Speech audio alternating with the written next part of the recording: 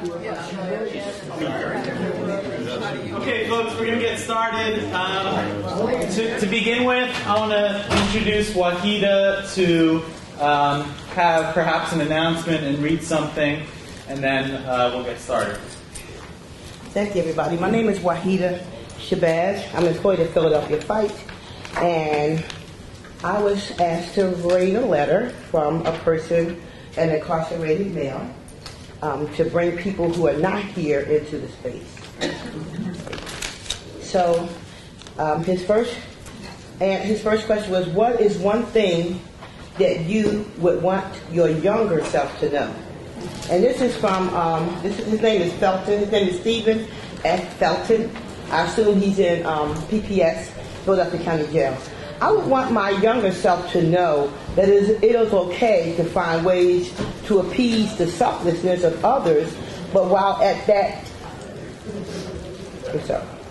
I would like my younger self to know that it is okay to find ways to appease the selflessness of others, but while on that search, stay away from avenues that assist in losing myself and the dignity that comes with owning who you are.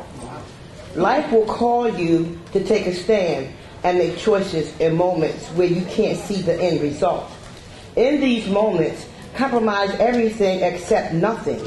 But if it has to be something, be sure it isn't anything but your integrity. Stephen Fulton. And then the other question is, what is the one thing that you aspire or you dream of? I have a dream today, and in that dream I see a second chance for those who never thought they would need one. So many of a man's dreams are deferred the very moment he is made to believe that he is a failure, or even more horrendous, or he's worthless. Society never fails to remind us that as we sit one nation under God seeking liberty, that justice is not for all.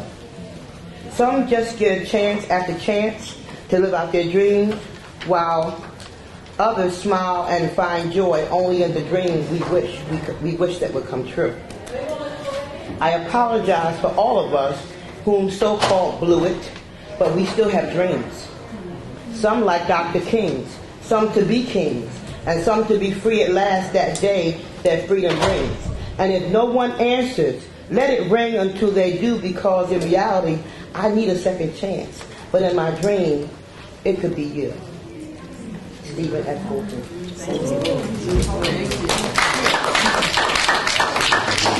And I will be collecting your evaluation the way I will back here. Thank you, Wahida. So, my name is Matt Pillischer. I'm going to try and get this started, give a 10-15 minute introduction, then move into a guided discussion with some questions. So, you are in coordinating regional strategies in the movement against mass incarceration. If you're in the wrong space or this isn't the conversation for you, you're welcome to quietly leave, but we're excited to have you all here. This is a brainstorming session for organizers working on issues of mass incarceration across the country, but sort of focused in the tri-state area. We have people from New York City, from New Jersey, from Pennsylvania. We were hoping to Skype in others from across the country, but we didn't have internet access, so that plan fell apart. This is the second session in a series. So we had a great one at the Left Forum Conference in New York on May 31st. And we had people from across the country. We started the conversation. And so this is the second in a series. And I'm hoping we could have another in Trenton sometime soon. And if you sign the sign-up list, you'll be invited to that. And we'd love to see you. So let me just tell you a little bit about who I am and how this came to be organized. I've been an activist for about 10 years. I started doing criminal justice reform work, anti-police brutality work, anti-racist work when I was living in Cincinnati, Ohio, and got politicized. And there was a lot of extreme racism and police brutality there. Activism led me to law school. I'm a lawyer, and in law school I really just sort of fell into and fell in love with working with people on the inside and people coming out. And so I interned for several different civil rights organizations, law firms, nonprofits that worked with prisoners, detainees. I did some criminal defense work. And then when I came out of law school, I worked at Community Legal Services as a lawyer, giving free services to people, and my whole specialty was criminal expungements. So people with criminal records, trying to clean them up, which you can actually do not that much in Pennsylvania, and also in some cases suing employers or advocating on behalf of people with criminal records to get jobs, housing, training, education, all the rights that are lost oftentimes when you have a criminal record. In law school, I was able to start a documentary project through the University of Pennsylvania. It has a program on documentaries in the law run by Regina Austin. And I started this movie project through there with some law students at Penn, and it turned into a feature documentary with Michelle Alexander involved, sort of using Philadelphia as an example of a nationwide problem. It's called Broken on All Sides.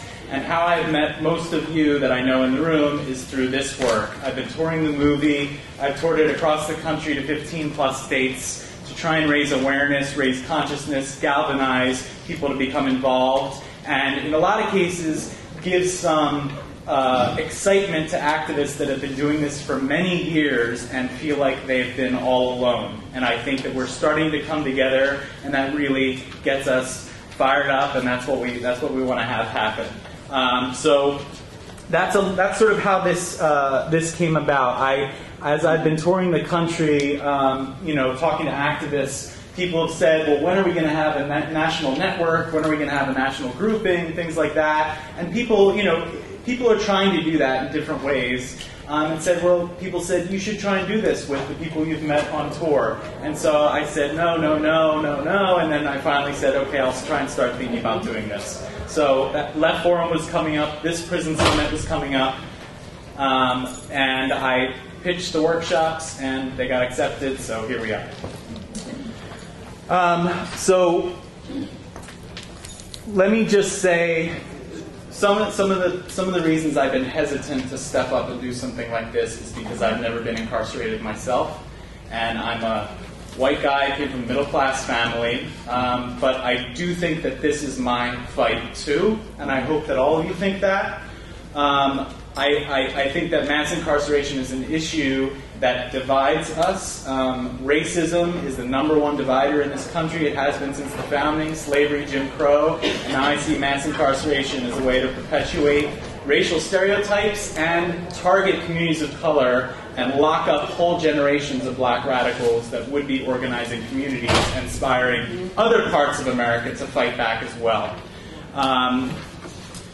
I often quote, there's an Australian Aboriginal quote that says, if you've come here to help me, then you're wasting your time. But if you have come here because your liberation is bound up with mine, then let us work together. And that's really what I believe. So that's why I'm the white guy who's never been incarcerated in the front of the room. Because this is my fight too.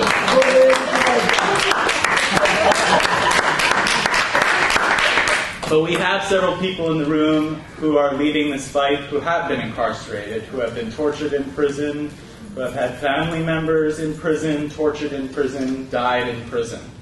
So that's who we're here for. And that's the voices that we want to try and make connections with and brainstorm ideas about how we can better work together. So as we're going through this, and I'm kind of leading through some different discussion questions, I want to think about a few things. I want to think about the top issues that all of us are dealing with as we're organizing. And to me, what I've identified is the collateral consequences, ban the box. That's been a lot of things that people are organizing around this area and across the country, as well as having decent jobs and support for people when they come out. Abolishing solitary confinement, that's a huge issue right now that people are organizing around. And then I think another one is ending mandatory minimums, which some people are just focused on drug laws, some people are focused on other things. I'll get to you in a second, okay? So those are some of the things we want to keep in mind. I want to keep in mind, is there one larger action that maybe we could have coming out of this session, working together? Is there a way we can stay in touch better? So again, we started this conversation in New York. It's videotaped, it's online, and you can watch it. It's at a new website I set up, defeatmassincarceration.com, and it's just basically around these sessions. You can watch that, defeatmassincarceration.com. I invited certain organizers I work with to be a part of this, and I sent out questionnaires asking people to respond, to begin to think about some questions. And so I'm basing a lot of these discussion questions off of feedback I've gotten, and also off of the first session we had in New York.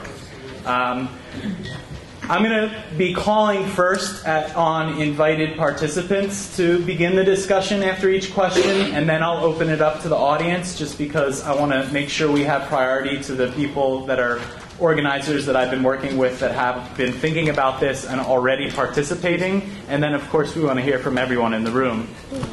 I'm going to try and keep people to 2 minutes. You can raise your hand at any point. I already have the first person on the list right here. I'll keep a list, second person on the list. And I'm going to try and keep people to 2 minutes because we want to be able to have as full a discussion as possible, hear from as many people as possible. If you can't say everything in 2 minutes, you probably can't. We'll come back to you later, okay? And I just ask you to respect the rules. Flythe wrote a great thing up on the board. Emotions that interfere with the work are not allowed.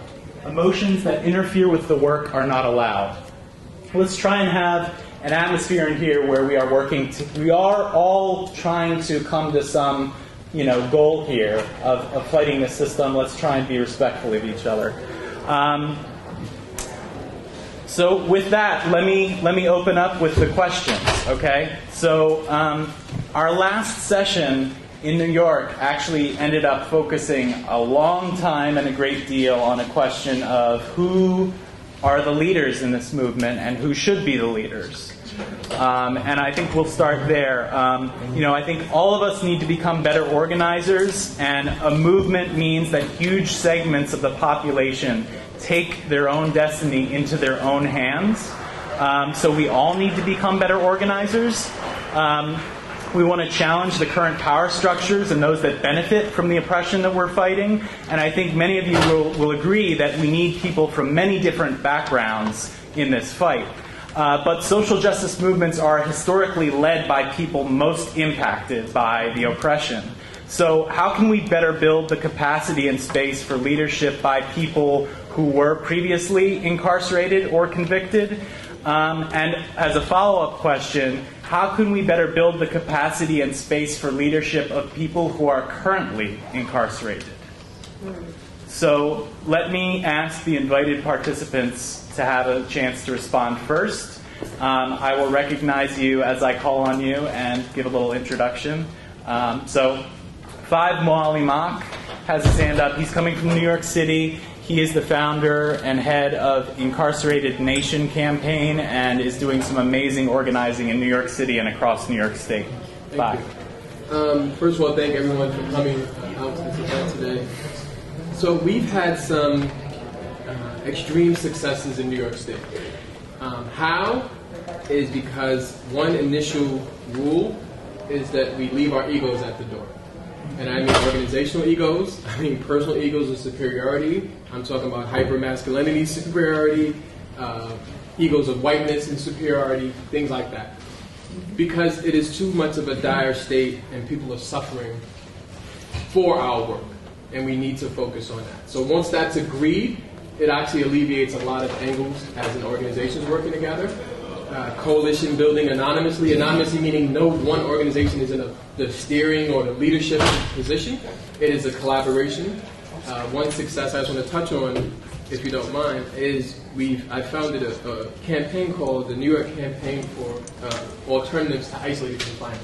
And this was addressing solitary confinement. So we took one issue and created a statewide campaign out of it. But we have 532 organizations, all the top organizations from Center for Constitutional Rights to New York City Liberty Union to literally all the legal organizations in that state working on one bill together. And we accomplish these goals because it's not just one organization taking 100%. If you have 10, then each person is taking 1/10 of their resources. So literally, things get done a lot easier if you follow that rule of dropping the ego and importance and the necessary claim of achievements in order to foster this non-profit industrial complex to get funds. Sad to say. So it is an official organization. It is not incorporated. It is not non-profit. We just have all these hosts that we can use. So I think that once we drop those and then we follow the path of working toward the goal, then you can see some real achievements.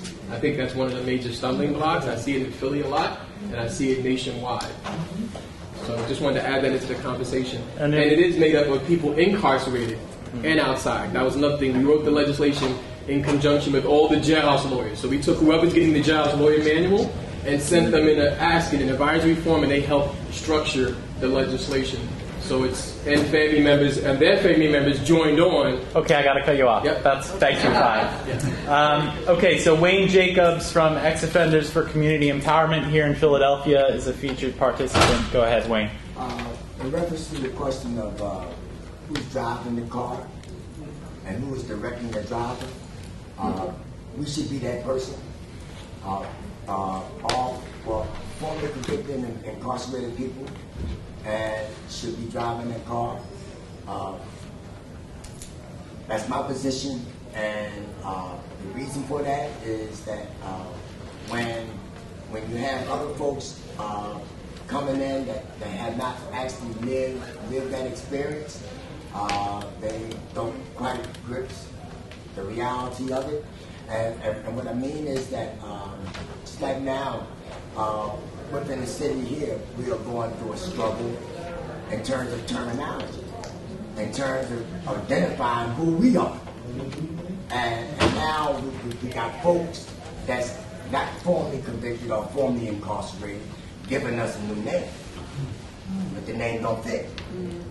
You know, ex-offender, returned citizen, that does not apply. Okay? And the reason for that is simple. Number one, if you are a citizen, you have the right to vote. If you're a citizen, you have the right to sit on a jury. You know, and when looking at this, in this day and time, it's just like living in the time of slavery. Depending on what state you was living in would depend on whether or not you was a slave or a free person. And it's the exact same thing with convictions. Depending on what state you live in would determine whether or not you have the right to vote, you have the right to do this with, or not the right to vote. You know, so I think the first and foremost thing is that we need to be able to clearly identify ourselves, you know, and so this way when a person hear it, they know it is. It's just like today, LGBT. Let me ask you to wrap up in a Okay, like LGBT. Everybody in the world knows what that is. No matter who you talk to, use the exact same terminology. However, when it comes down to us, depending on who you want to talk to, you'll get a different terminology. And so I think that in order to build a movement, we all have to speak the same voice.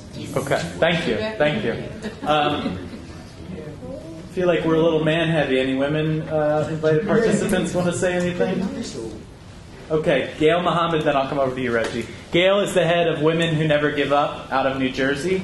Thank you for joining us from New Jersey. And she has done work for 2 decades as a family member of people incarcerated, working with other family members, not only in New Jersey, but across the country. Yeah. Hi, everybody. I just kind of want to piggyback on what Wayne was saying. At our first forum, Dr. Devon Pryor was a part of that first forum that we did in New York. When I met Dr. Pryor and Eddie Ellis, it was in 2001, 2002.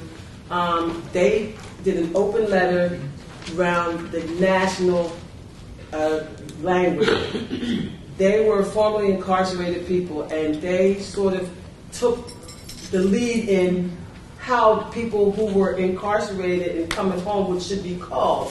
And it made so much sense to me that I've spent the last decade everywhere I go saying, please don't call people who were formerly incarcerated, ex-cons, inmates, and don't refer to them in that derogatory language, because it gives people a negative image of who you are, and that you might have come from behind that wall and with your master's degree and may have more intelligence than us here that's never been in prison. So I thought, as a family member, I've just imagined my husband being in an arena like this with a master's degree and working in this, and somebody calling him an ex-con. I would be upset about that. So I do think that the leadership in this has to come from those that were inside, because none of us knows what it feels like to have our freedoms taken away from us. So I agree. I think we should definitely change the language and no longer use that derogatory language when we're thinking about returning citizens or formerly incarcerated. I'll come back to you, Teresa. Reggie Abdullah Carter, who is an activist here in Philadelphia, works with Decarcerate PA and Coalition Against Mass Incarceration, and we do a lot of presentations together around Broken on All Sides. How are you? Assalamu alaikum. The very first thing that I would like to say is that a session like this, in my humble opinion, is a session where we can get information from people, see how people feel and think about certain things. A strategy is something that we ultimately do behind closed doors after we get information. Back to what Wayne was saying, it is absolutely important that people who are incarcerated are contacted and included in the process before events take place, and not as an afterthought. When you do these kind of things, you kind of set things up to perhaps be more polarized than saying that we comprehend and understand exactly what's going on. We have to be very careful, however, that we don't let the small points impede our growth. If you call me somebody who was an ex-convict, to some people it may be true. Not saying that we can't benefit from the correct definition of who is what or what is who, like Wayne is saying. But we don't want to get caught up in the small things, because I've heard the worst arguments because somebody disagrees with what somebody calls themselves when they come from under incarceration. It is a cruel experience. And so it would behoove anyone who's involved in this kind of work that once you get out and you meet people, you get a feel for them, you see what their experiences are, that you include them into the process at its earliest stages rather than something as an afterthought. And that, I wanted to get that out there. Teresa, and I think maybe we could move on from the name language and go towards and that's what I wanted to say, because I hopefully don't have any more questions or statements, because I want to sit back and learn, and I really want this to progress. So in reference to who's the leader, I'm not really big on that, because when you say leaders, I fought for my dad who's been in prison for years. For the last 10 years, I've been fighting. And whatever task I was given from my dad, I went full force with it. So you got family members out here who could be in leadership. You got children who are suffering with parents behind bars. Who's to say who's the leader? Yes, there should be a big input from people who have experience the prison system, but please let them not get bogged down on that. And that's going to be my last statement. Do you want to, what are you addressing? Let me just introduce you. Barbara Flythe is another invited participant. She's from New Jersey, campaign to end the new Jim Crow in Trenton. Thank you for being here, Barbara. Thank you. And I'm here not exactly like Matt, but close in the sense that I have not been in prison. I'm a senior citizen. I have gray hair, as you all can see, and you're wondering why I'm leading. And the reason I am is because I'm a justice advocate, and because I think that everybody belongs at the table. Doesn't mean that everybody belongs, but I think that we all need to be there to get this work done. I'm moved by the book, of course, and what that means. The piece that has stayed with me is that Michelle Alexander has said that there has to be a massive movement, like the civil rights movement, to overturn mass incarceration in the United States, because we're talking about a prison system, we're talking about courts, we're talking about schools, we're talking about private prisons. A lot of people have to push back, so we have to become very strong. And as far as leaders are concerned, I wanted us to get together and meet enough to know who emerges and what the leader looks like, and can we get the job done. And so I'm not ready yet to say who should be. I'm ready to say we need to do the work together, have these kinds of conversations, know who is going to come to the next meeting, who's going to follow up on what they said they're going to do, who will make the telephone calls and the flyers. Those are the serious parts of organizing, and that's what I said. So let me just move this along, and then we feel free to address these issues too. And I'm still interested in sort of the inside, people in prison, how are we keeping in touch with them? Flythe gave a bit of an example, and someone else that couldn't be here today from the campaign and the death penalty in Texas sent in a questionnaire, and she had some thoughts on this, so I may read them later. But so in some of the questionnaires that we received back, from all the invited participants, some people raised the idea of working city by city, county by county, particularly focusing on their own state efforts, since largely it's a state prison issue or county jail issue. People are focused on local institutions, like Glenn Martin talked about Rikers Island. We have our own, Graterford, the expansion there. So what are some of the benefits and problems with just focusing on our own region, our own state? And should we think that, if we're trying to build a human rights movement, as Barbara said, where we're trying to have power to change the whole system, how do we look at, dealing with both local and global? Anybody who hasn't spoken yet from the invited participants? Let's see, who do we have here? No, go ahead, Flythe, and then I'm going to open it up to everyone, Wayne, and then open. Go ahead, So Flythe. one of the challenges that we faced in New York State a while ago, and one of the ways we overcame it. So when you validate one cause, when you justify one cause, you validate the incarceration of others. Let me just say that. One of the biggest issues of bringing it to the fold was the ACLU, because they love to, I'm just going to be honest, I don't get paid so I get honest. I'm just going to be honest. One of the things that we did was that they like to go for low-hanging fruit.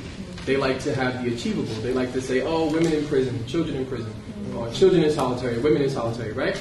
And what that does is it validates the other people who are placed in solitary. So we have to go for a more angle. One of the successes we had is we built coalitions for those two realms, state and city. So we have the Jails Action Coalition, which is a coalition we bolster up with other organizations, activists, legal bodies, to work for city jails. And then we have the state facilities. So we had the New York Campaign for Alternatives Isolated Confinement. And then once you combine those two, you literally have all the organizations in the state working together. So one legislation is addressing the state, and one is addressing the city. It kind of covers it all. And the hard part, like you said, is when you justify, you subconsciously, in some sense, justify another person's incarceration. With the campaign to end the new Jim Crow in New York chapter, we always wanted to reach for the stars. Literally, we're not going to aim for the moon and hit a satellite. We're trying to reach for the stars, and we're not settling for the moon at all. So we need to, when we did the Ban the Box, we were just saying all applications. We're talking about community colleges, we're talking about job applications, we're talking about the HRA application. After you get the job, you got to meet with them, and you still have to check that box.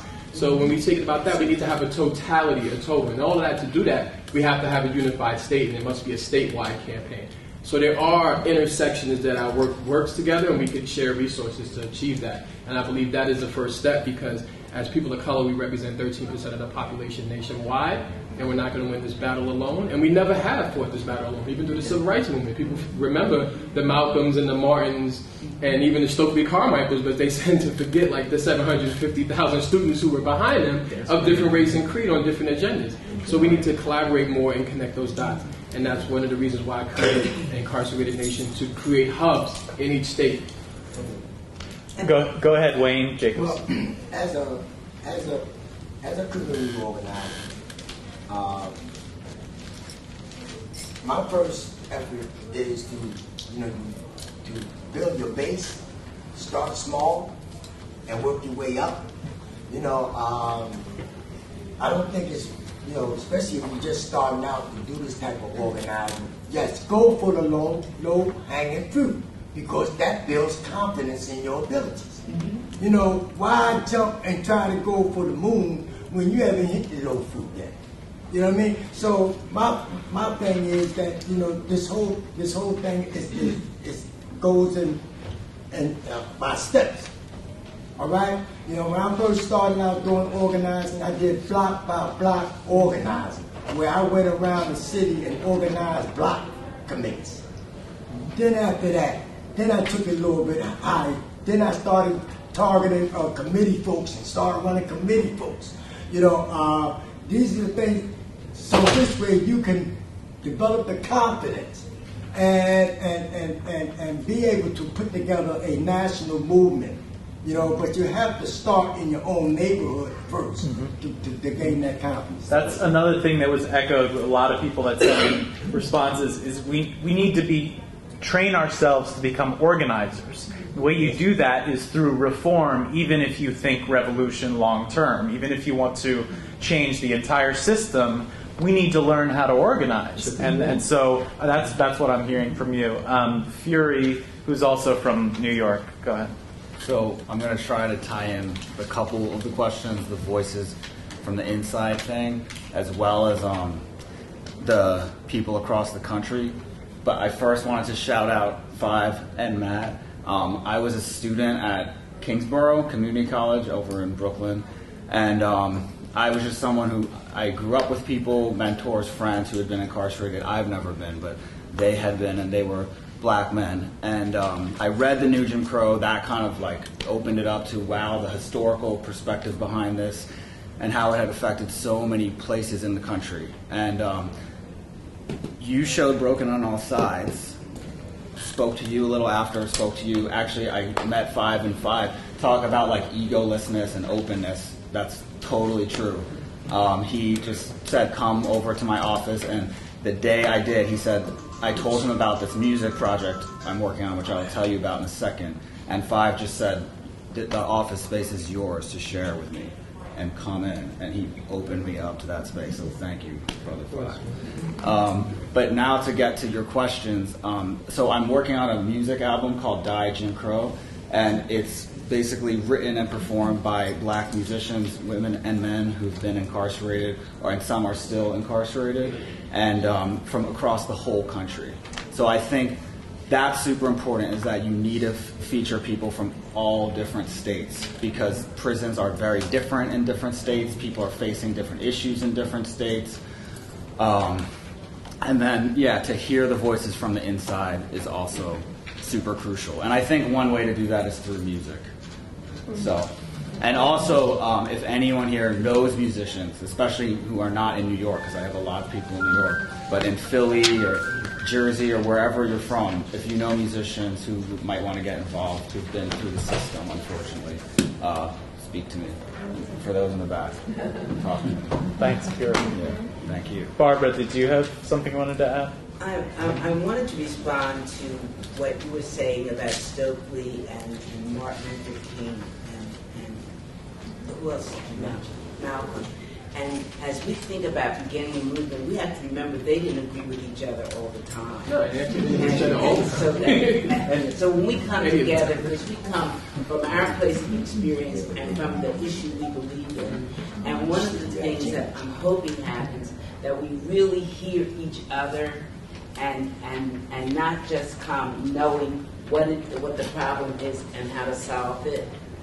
And the other thing I wanted to say, that my personal experience in Trenton has been that when I read The New Jim Crow, we decided to go into Trenton, New Jersey, and see how we can, what the impact of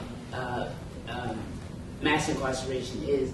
And I was going from group to group and group to people, and most people had not read The New Jim Crow. Mm-hmm. They didn't even know what mass incarceration was, and their lives were broken. So that a lot of the work that I have been doing is foundational. It's very one-to-one. It's one organization. I will go to any community, wherever we're invited, so that my work is foundational. And I do see at the top the need for the movement, but right now I want to have a nice, strong base and engage. So that engaged community. What was your quote, Matt, that I liked so much that you said someone said? If our liberation is bound up together, then let us work together. Yeah, and the working together is the way I'm approaching the work that I am doing, and I think the foundational piece is important, and the ego stuff is what it is. Teresa. I'd like to personally hear from the younger generation in this room, the young folks, and see exactly what are they looking to gain from this. What is their voice? Where do they see? How do we fit in? Someone like me who's been doing this. And there are some young folks in here which I would definitely like to have around for a while. So I'd like to hear, how do we keep this going? How do we keep you interested? I think that's a very important part. Well, let me just say, if any young person wants to be put on the spot and raise their hand and talk, you're welcome to right now. You can also come back. There's someone. Okay. So let me, Flythe, I'll come back to you, okay, just as a direct response. So, go. Did you have your hand up? Yeah. Okay, go ahead. Let's hear it. So, to sort of address your point Because specifically. I seen you getting a little late bored. I don't know if you were bored with this or. Oh, no. Oh, okay, great. Great. Yeah, no. I like your bag, by the way. Thank you. Yeah, I think, like, especially to bring in the example of Black Panthers, I think it's really good to, like, incorporate multi-generations into the struggle, because these struggles are so built on each other. Like the civil rights movement, like giving blacks legal equality, it did in some ways lead to, like, mass incarceration, where the state is again taking away the rights from black people in such a huge way. I think it's important to see, like, the successes of the previous generation. Well, not the previous, the current generation for the young ones. So yeah, that was your point specifically, and there's a greater question. I sort of wanted to ask something, which was, I guess, for like the people who do have more organizing experience than I do, because I don't really have organizing experience. Mine would be like what are common issues with communicating with people on the inside? Because like we are advocating for like the complete change of a system. So the people who control the system obviously don't want to see this happen. So what are issues with coordinating with people on the inside, and how have you gotten around them? Like what are ways to work either within or without the system to like that's actually a huge. And excuse me, I didn't mean to say you were bored. I seen you wanting to fit in to give some input. I think that's actually a very large conversation in itself. I'm just going to give you both my cards. I'll come out to Philly if you need me to work with you on that. We actually have training manuals which we devise. I work a lot with students, and I think that students play the critical role in the movement, inspiring the next generation. I inspire students to teach inside of facilities. We teach in 8 facilities now in New York State. We actually just expanded Cornell's prison project to Cayuga. So I work a lot with students to try to mentor that. So I think that it takes more than the time frame we have here. Phone, email, you can call me anytime. We can meet up. It's not a problem. I would love to work with you on that, because when I show you, then you teach others, and I think that's important. Okay, so there were a couple of other hands. Thank you for sharing that. Go ahead. I'm kind of sort of echoing that. I just moved here from Michigan in the fall, having graduated college a couple of years ago, and feeling really radicalized there, feeling really... I was on a vibe, and I came here, and I feel like this is the first space in a really long time where I felt like people are on that page, and just like struggling to find that space and find that community, being a transplant, trying to see who's meeting and talking about this, what is being done about it, and it's just been, I've just been here a couple months, the struggle of trying to find that community and find those organizers to learn from and to go forward with. Great. I hope everyone feels like that. Thank you. Let me come to you in a second. Did you have your hand up or no? Okay. Any other young people? I don't know what that qualifies as. Wonderful. Go ahead. Right there. I know that's not me anymore. I'm like right on the side. Go ahead. I don't know if I can share this thing, but it's one, like, I'm actually coming from Canada, Canada for this. But I work with First Nations people in Canada, and so in the as well, they're sorry. Speak up. I'm coming from Canada. Shout. Yes. Stand up. Okay, so I'm coming down from Canada, and I work with First Nations people in Canada, and there, a lot of areas, they represent up to 80% of the people in prisons. It's hugely overrepresented, and they're saying like similar issues of colonialism and that kind of thing still perpetuated. So I also feel a little bit isolated sometimes doing the work, and I would hope also to connect with people here because I think it's similar issues, the fundamental issues. Oh, totally. There's a lot of people coming from Canada. Okay, let me rewind back to my list of hands, and I apologize, sir, for not calling on you earlier. Go ahead. Excuse me. My name is Jasper Jones.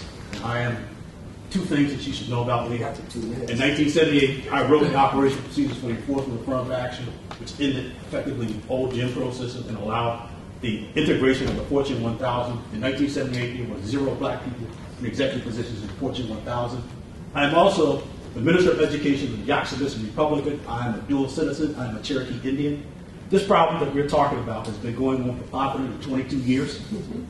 And what it is, unbeknownst to most of the public, is the Constitution of the United States is actually a translation into English for the Protocols of the Iroquois Confederation. Unfortunately, there are 3 groups in our society. Those who want the Constitution actually enforced, those who still support the barbarian slave system of the Wachichu, which has given us first old slavery system, now the same slavery system put into a new bag called the new Jim Crow Mass Incarceration. This book by A. Lee Higginbotham is the reference text for what we're dealing with. And what we're dealing with is attempting to educate people so that they may actually achieve the enforcement of the United States Constitution, which again is the Protocols of the Iroquois Confederation translated into English. In my background, besides writing the Operational Procedures for the Enforcement of Affirmative Action in 1978, I actually ran a successful program at the Lorton facility that effectively provided the education support program needed to be successfully outplaced. For that, can you wrap up soon? For that, I got death threats. So now, what we're doing is I'm the vice president of 7,000 villagers, and what we have devised is a standard protocol for filing a class action suit to get enforcement of the Constitution so that we end the school-to-prison pipeline, which is also the prison-to-prison pipeline. And if you want to find out and get an operational procedure for dealing with this, you go to phillynmc.webs.com. Thank you so much. Thank you. In the back corner. The name of the book is Shades of Freedom by A.B. Higginbotham. This gives a detailed picture of the slavery system according to law. Go ahead, sir. Did you have something to say? Yeah, I think it was with regard to your comment earlier about the effects of what we do in one particular community and believing that maybe it doesn't or doesn't affect another. Excuse me. If you're going to disrupt the meeting, can you go outside and you can talk? Thank you. Go ahead, sir. Sorry. Okay. That's all right. Now, I was just going to say that to think that you affect one community doesn't affect another's kind of doesn't make sense because we're in a society, we're in an age of interconnectedness. What you do in one community, whether you realize it or not, is going to affect another community. And the strategy of taking it one block at a time really isn't just one block at a time because people interact with other people. That's the one good thing about the age in which we live in.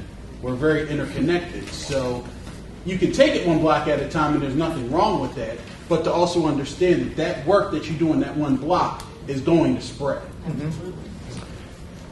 Could I bring it back to the original question?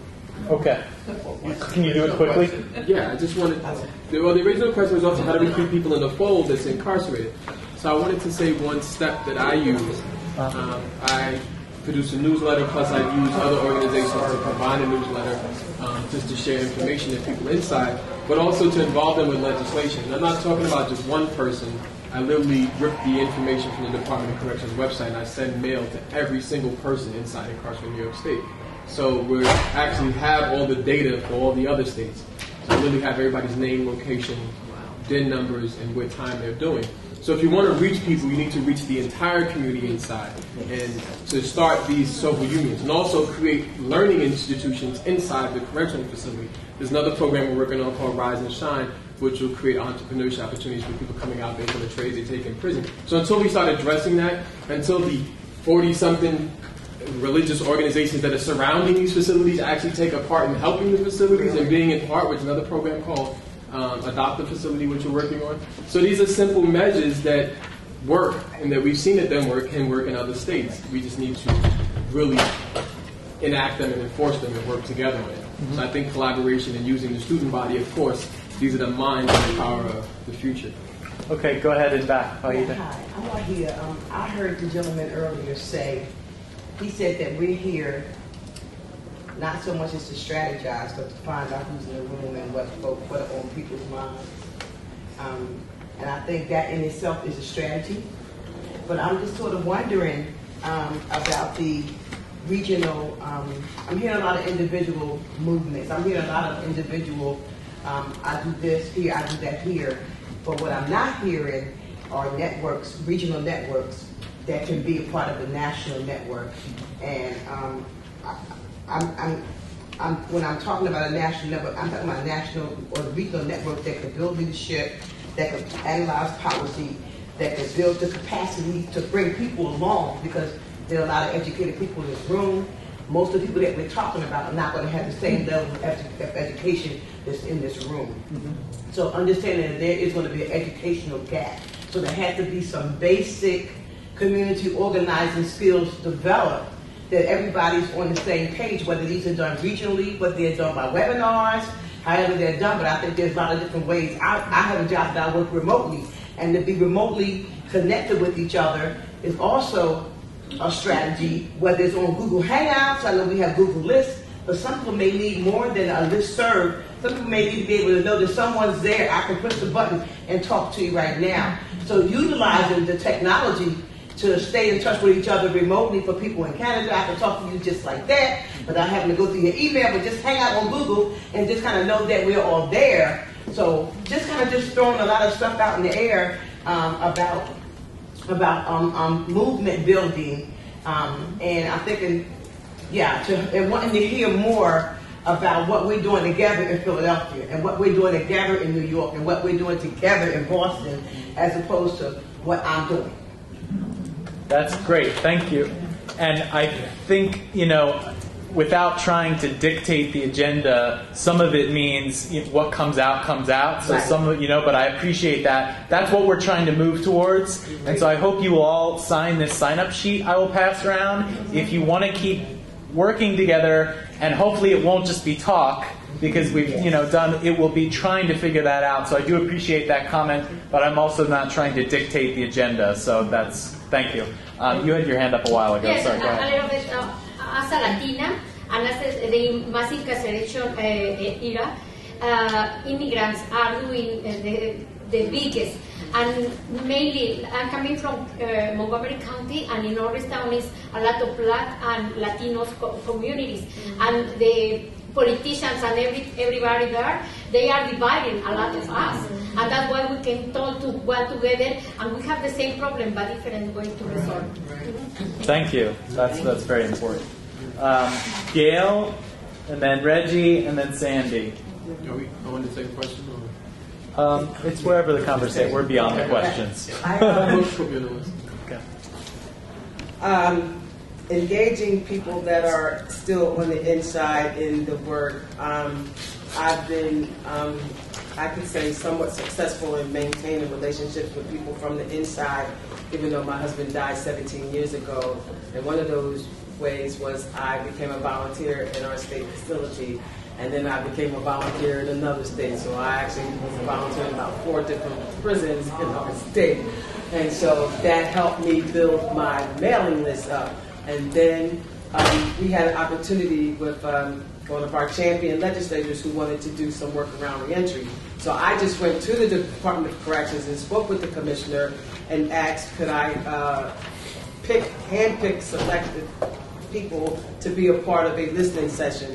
And so I find that when we work with people incarcerated, they have so much valuable resources for us. We have got to engage them. Out of that 6 to 8 weeks of being in the prisons with them, we drafted legislation that we mobilized outside and we got passed in our state. I recommend that we become volunteers in the prisons, because on visiting day, you might have 300 people, but most prisons have over 1,000 prisoners inside. People that are incarcerated that don't get visits. So one of the things that we can do is go in. And then we can become oversight because we're in. And things that we see wrong, we can report on them. So I think a good place to start is inside the prison. Reggie. And so what the sister's talking about is on-site oversight. Yes. And Wahida, what you said was great. In terms of strategy, in situations like this, we get a lot of information. And then we go back and we devise strategy based on the information that we got. The things that we're talking about is kind of like general, but a lot of people haven't heard the things that you're saying, or the information that this brother's giving. Or we're not expecting someone from Canada to be here, or Latinos and Hispanics, and our young people that we need so much. And young lady, you need to say something. You get a chance, right? We need all of this information. Then we get together and we devise a strategy, a plan, a narrative based on all of the information that we receive, and we have to do it collectively. Thank you. Sandy. When you started out the session, you talked about a larger action. And one of the things that I thought about, and perhaps in conjunction with Obama coming out of office, is to have a march on Washington. Where's the Freedom March? We pull together a 1,000,000-man march, 1,000,000-woman march. So it becomes a national focus. So everyone gets to see what we're about. And then all of the other aspects of it can be dispersed. But how do you begin to organize that? I mean, I can't even imagine how that would be organized, even though I think it's a very important piece to creating this movement. So that was one of the questions on the questionnaire I sent out to people that I invited. Is it time for a national march or a coordinated day of action? Things like that. Up in the air. 5, and then Teresa. 2 things I want to comment on. One, I'm just relaying things that have worked in the past in New York State by collaborating and working together. I think that that's the only way we can get things done. 2, I just want to touch on that. I don't believe in marches. I hate marches. I'm sorry. I think we've been marching for decades. I think we've been marching for the same reasons for decades. I don't think it's going to get us anywhere. I think that we need to create all these angles, community rebuilding. We need to work together to do that. We need to create how to absorb people come out. There's laws that have been passed to disenfranchise people when they come out. We need to address that and change those things, but that's going to happen as a collaborative effort. I don't think creating when we have a state and a country that incarcerates every 1 in 100 American adults, I think everybody knows that mass incarceration is a problem. I think that it's also a combination of widespread education, which I agree with, but I think we need more direct action. We need to create hubs and systems, like my students assist in transitioning people, family members from across prisons because they cut the New York State bus prison systems. So we created this hub and put all of them together, and we created the churches to adapt that. We inspire the students to go into the schools, teach schools classes inside the facilities. If you're just starting college, great, then you teach GED classes. But it's interaction. We need to break down those walls and even do reform, which is like a chip in the wall in some sense, even though I'm not ambitious. So I try to share these ideas because it's only through collaboration, it's only through working together, through generations. Immigrant detention, it has 34,000 people per year by contract that it has to be mandatory incarcerated. And in New York, we found ourselves, like with the No Separate Justice movement, people were, I'm here for presumptive guilt, or we're here for a vigil against, the Mexican population that's inside, or we're here for the Chinese population inside, or the Latino population, or the women. Meanwhile, everybody's held in the same facility. So it doesn't make sense. We need to just collaborate together and go against the facility. We recently got Mayor de Blasio to create individual regional task force. And that is why we're putting people previously incarcerated in these positions against these task forces against incarceration. So we need to work on all angles together, I think. And that's just my opinion. Go ahead. And I just wanted to say, I'm the daughter of Russell Shoatz, who's been in prison for 40 years. And what he came up with about 10 years ago, after seeing we approaching 2 million prisoners, was to get family members involved, create chapters state to state of HRCs, the Human Rights Coalition Group. We found that very difficult. It's difficult getting family members together. Now, we recently have seen within the last 3 years, prisoners in California come together did a action. They went on a hunger strike. But with that, bigger than anything, were prisoners coming together saying we're no longer going to fight each other, black, brown, white, we're going to come together. And that's what it's going to take. And with that, I would say, with a march on Washington, there's one that is scheduled to happen. Also, I also agree with the marches. If you're not willing to stay there and like occupy that space for a little while, I mean, the same thing Wisconsin did.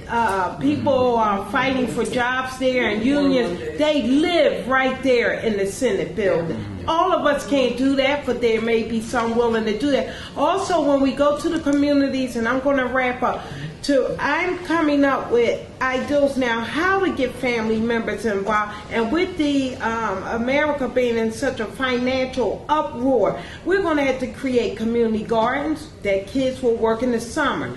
During the winter, some of us are going to have to volunteer in after school programs. But it's ways we create theater. Work with the public school. Every principal is the director of the orchestra, all the teachers. So let's create in-school programs. Get kids. So that's just my ideal of. Okay. So thank you. Thank you. Everything that one of the things that I keep going back to, and it probably just has to do with how my mind works, is. I'm constantly wanting to say, but how are we going to organize all this information and all these names, and how do we make sure that everybody has access to it? And I think back to the civil rights era. I'm a child of that era, and and thinking back before internet and cell phones and all that, how did a small group of people refusing to give up their seats or insisting on sitting down at lunch counters in one place in America affected an entire national movement? And it worked, and all of the small actions we talk about right now are similar, but we also now have the benefit of technology and instant communication. But where we have to, some of us nationwide in every state, in every important region, have to step up and be the worker bees who are going to sit down and create the databases of the names and the databases of the activities and figure out the way to, in this electronic age, I don't even know the words to use because I'm old enough, I don't know. But how, I want to see a website where I can go on and say, I want to see reentry programs in all, who's doing what in reentry, who's doing what in working with women and families, and have that information come out. Probably two of us in this room maybe know how to do that. Yeah, it's on my website. But we need people who know how to do that, who will do it, and we need that network. It's a clearinghouse issue, and it's a huge job. Yeah, and I will also say we need a clearinghouse of clearinghouses. Yes. Part of the problem is everyone wants to run a clearinghouse. So but part of it I think is as the movement builds, we consolidate and we come together as we move forward and are successful. I'll just keep it to that. Can I just answer a question? What she said? But you talked a lot already. Let me come back to you, please. Sorry. I got you guys both on the list. I have a list, so keep your hands down. Go ahead, Sabina. My name is Zareen Shakir. I work in the media. I'm also a filmmaker. And despite the fact that this gentleman is not like marches, I don't care for banquets, but I go to them. And I think that a march, and I just have kind of listed some organizations or groups that I think would be interested. Families of incarcerated juveniles and adults. People who have marched for the civil rights 50 years ago and their families. Immigration, anti-war, the Occupy folks around the country. Students from high schools and colleges. Celebrities, labor, unions, professional organizations. those are just a few, the tip of the iceberg of people that could come together, whether it be in Washington, New York, or wherever. I think Mayor de Blasio would probably love for something to be happening in New York. But Washington, D.C., of course, is the place to march so that the Senate and the Congress and all those so-called elected officials who are taking all of our money, that they should see that there are people who are really concerned about this whole mass incarceration, because they are the ones, through the 13th Amendment, who are living on the backs of the people who are mass incarcerated. Okay, hold on. We got quite a list here. I mean, I do go to marches. So, I just don't agree with it. Fury, go ahead. Okay, You're on I'll try to make it brief. The woman in the back, who introduced the thing in the beginning? Wahida. Yeah, and everyone else. But Wahida, you asked about like group things. There's a website called Nation Inside. I don't know it that well, but I know that I've looked at it, and there's a ton of resources across the country on that one site. And they do list specific services, so it's like women's services or people who just re-entered. It's nationinside.com or just Google Nation Inside. It's a website. And campaigns and New Jim Crow's on it. Anyway, so that's one. And if you're doing like arts organizing, the prisonartscoalition.org is a really good resource. And then the prisonartscoalition.org. And then on the subject of a march, I wanted to, Gale, there's a march coming up, is that right? Yeah.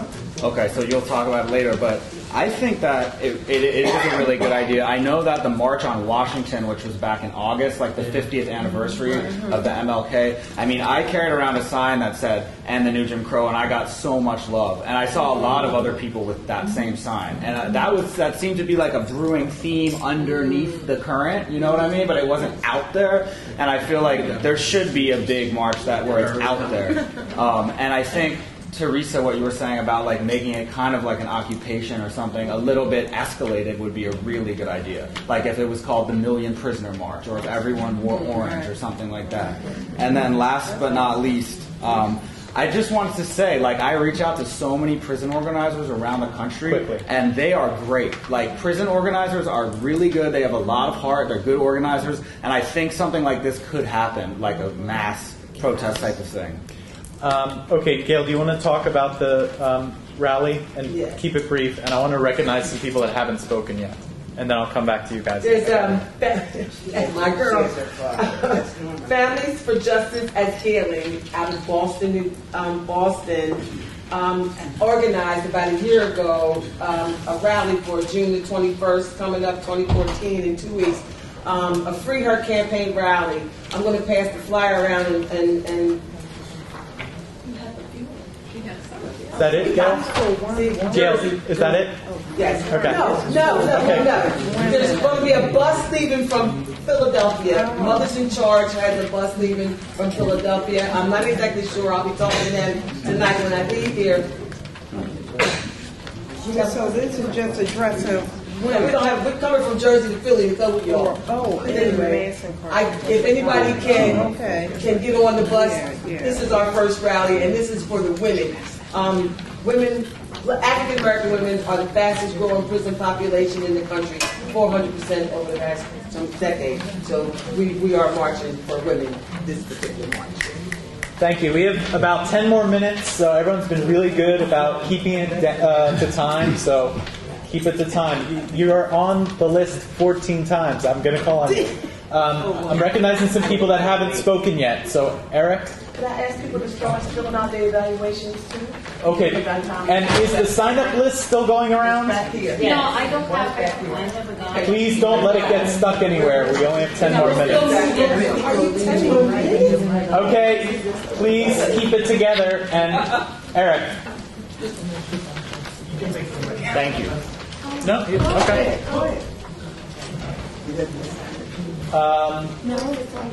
Oh, the gentleman in back.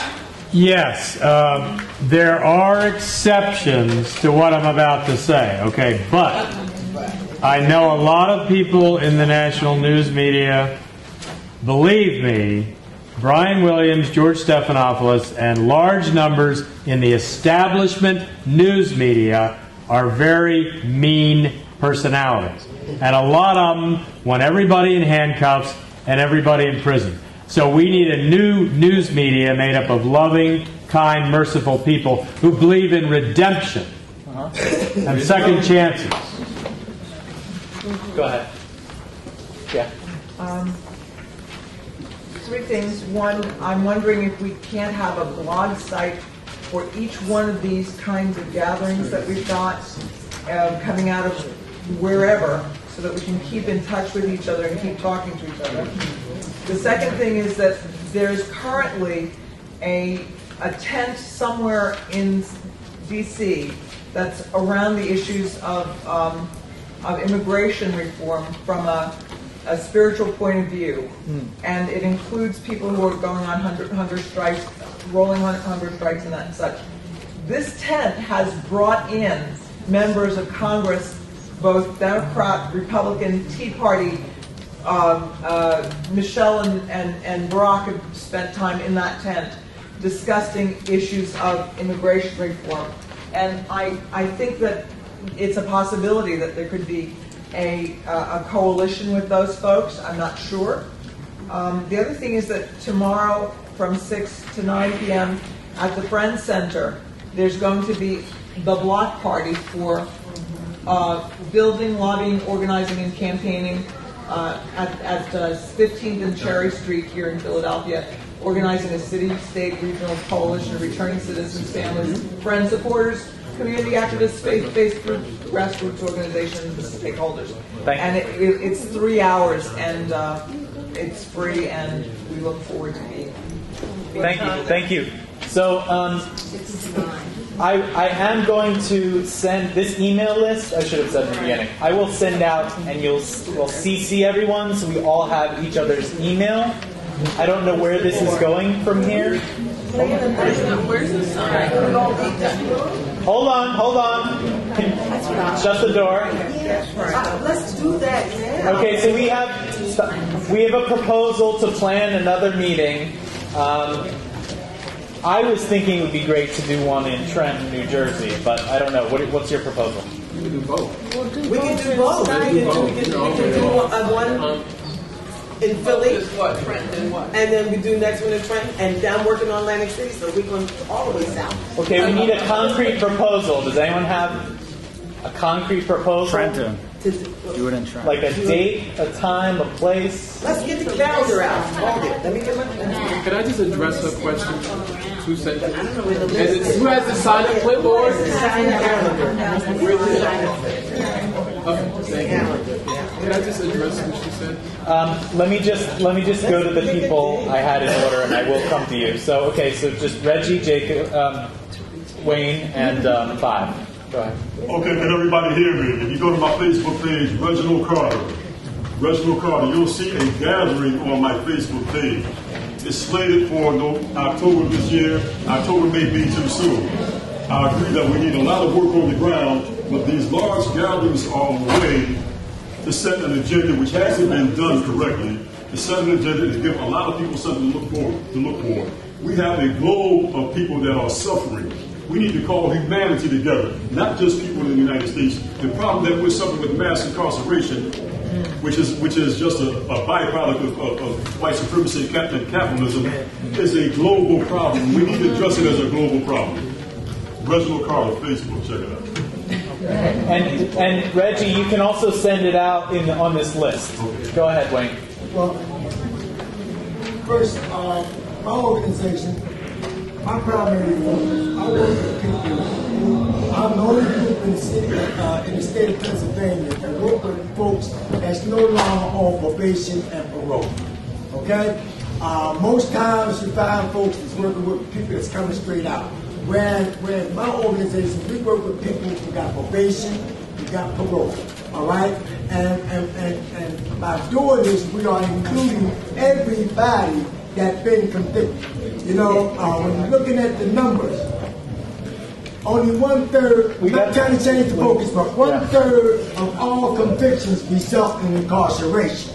So in our effort to end mass incarceration, we should also look at ending mass convictions. We agree. We have to go concretely. I have the date for June the 26th. Hold on. 5, go ahead. Number one, Matt has, for all those who had a question around how do we keep contact with each other, so could you give the website really quick? defeatmassincarceration.com. And then you can catch up on the next events we're going to have. Okay, so we will... The lady who was just asking the question of how do we organize and do all this, and when I spoke about Stokely Carmichael, if you read his autobiography, you'll see that when he asked, he questioned the students who did the diner sitting. And he said, what type of organizing tools you do? What type of, how did you guys plan this? And they said, dude, we was hungry. We wasn't in the league. They didn't have any organizing, so they just went and did it. So all this planning and network, we don't need to just do it. Like, I'm just involved in doing the work. Anybody who wants to do work, we'll be opening up in Philly to create hubs that everybody can do the work together. And that's all I wanted to say. Okay. We're doing very well. Let's take a breath and try and remain quiet so we can hear each other. And we will do a final round of hands. And I'm sorry if we do not get to you. And we will be done in 3 minutes. Let's agree to just sit tight. Okay, you won't miss anything. Gale had a suggestion for a date and a time. And we're going to go with all the hands very quickly. June the 26th from 9 to 12:30 at the Willingboro Public Library in Burlington County, New Jersey. What day does the 26th? Saturday? It's got to be like June the 26th. It's a Thursday. But it'll be on the website. And it'll be on my website as well. But it will be a weekday if we're traveling to Trenton. No, it's the Willingboro. Oh, well, even the Willingboro. Well, maybe it could be at nighttime. Oh, so okay. we will send it. We will pick something because we can't coordinate all of our calendars right now. So we will pick something. Guys, please. Okay, really quickly. Barbara, go. How about a monthly call? Just a national monthly call. I will send out the suggestion by email and see what responses we get. Go ahead, Abdullah. Focus. Everyone may know, they may not know H-Rap Brown. Yeah. Jamil Abdullah.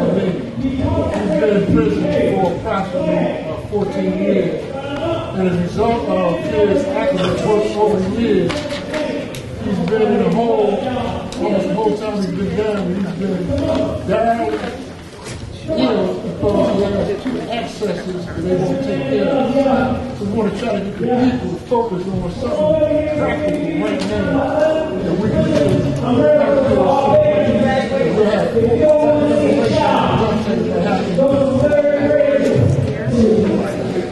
Can you be quick? Yes. In Philadelphia, we ended the old Jim Crow system by following laws and then putting feet on the ground to say that people had enough of that old system. The U.S. Human Rights Network is holding town meetings on the protocol in racism, which is a worldwide program.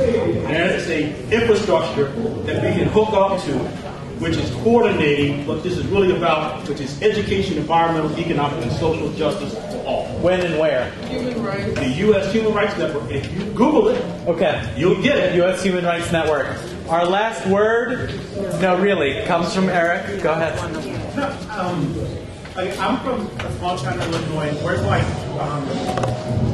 trying to organize things that makes people nervous, kind of. I think a lot of when people talk about the old Jim Crow, I never read that book because it seems like an insurmountable institution to say that I'm going to overcome white supremacy. If we come back to white people fought in the civil rights, white people thought slavery could end, it was because they thought it could end. I think a lot of people end up in prison because they're hopeless. A lot of people are in prison, they feel hopeless. A lot of people end up back in prison because they feel a sense of hopelessness. And like she said, she looked back to her father. We need people outside that can be feet on the ground, voices on the ground. Because nobody's going to listen to people that are inside. Nobody's going to look at the kids that are destined to be in prison and think that they have a future. I think saying that we're going to do this whole big organized thing, it's kind of scary to me. But the truth is, I think if you do live in be active in your own community, be active in where you're from, and just try to work with people that you're near to and show them where they can end up. I think that's the way to go. I don't think this march on Washington will work. I don't think we've decided to plan a march on Washington, and I appreciate what you say. I do want to say we could be hopeless if we didn't look back and know our own history. That people thought slavery was horrible but could never be uprooted. That Jim Crow was horrible but people could never defeat it. That women would never have the right to vote. And our country is just repeatedly, normal people organizing, taking their destiny into their own hands and doing something that is impossible until it's inevitable. That's right. So that's what we have to do. And when I look around in rooms like this, I know it's possible. I know who most of you are. I want to get to know the rest of you. We can do this. And let's learn our history so we know it's done before we can do it again. Thank you, everyone, for being here.